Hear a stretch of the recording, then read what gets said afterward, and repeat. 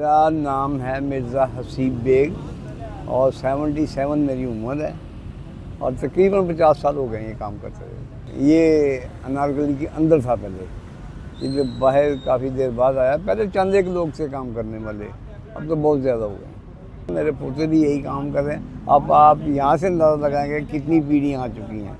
तब्दीलियाँ क्या है यहाँ पर, ये कुछ भी नहीं होता था, अब तो ये माशाल्लाह बहुत अच्छा बाज़ार बन गया।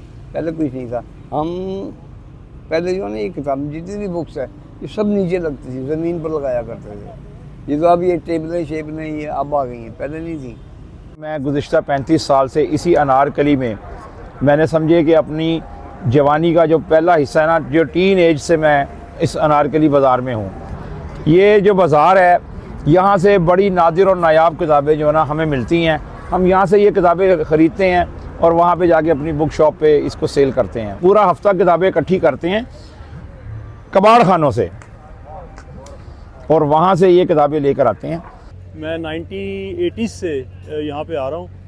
बहुत हेल्प की है इसने ओवर द लास्ट 40 ईयर्स, आप कह रहे हैं 50 ईयर्स हो गए हैं तकरीबन। बुक्स यहाँ पे हर किस्म की नायाब किताबें जो कि पाकिस्तान में कहीं नहीं मिलती, आपको सडनली मिल जाती है। और जिसको जो शौक़ होता है वो इन सबको बता के जाता है कि अगर ये किताब आए तो आपने मेरे लिए रख लेनी है।